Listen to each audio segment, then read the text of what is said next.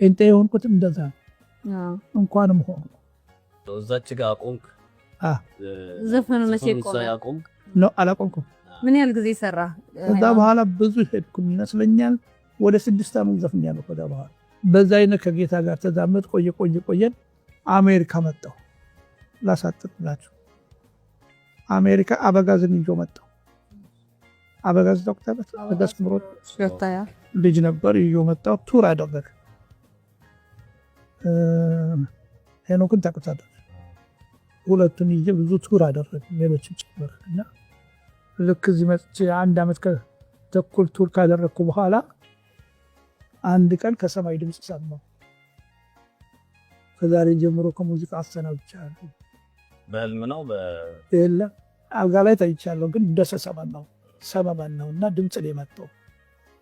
እፈልግ ነበር እኔ መቼ ነው ከሙዚቃ ዓለም የምታወጣኝ እያልኩ።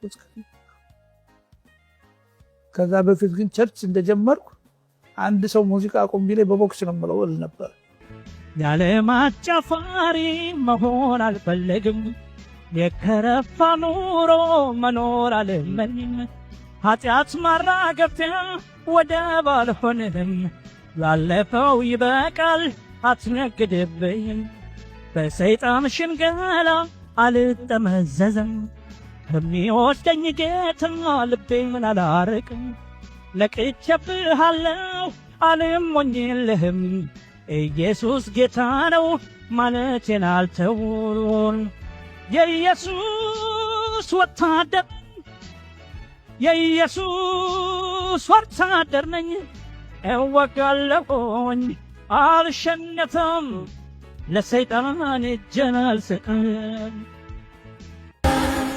አንተ ቃል ኪዳን አክባሪ ታማኝ ነህ ለሕዝብህ ጌታዬ፣ አንተ የማትጥል ወዳጅ መልካም ነህ ቀን በቀን ጌታዬ፣ አንተ በጎ ነገር ሁሉ የሚመነጭብህ ጌታዬ፣ አንተ መማርም አይደክምህ ታጋሽ ነው መውደድህ ጌታዬ፣ አንተ ሊፈስ ያለ እንባ ቀድመህ የምታብስ ጌታዬ፣ አንተ የዛለውን ጉልበት ኃይልን የምታድስ ጌታዬ፣ አንተ መረንም አትለቅ ፍቅር የሚገስስ ጌታዬ፣ አንተ መልክህን በእኔ ላይ በእጆች የምትቀርጽ ጌታዬ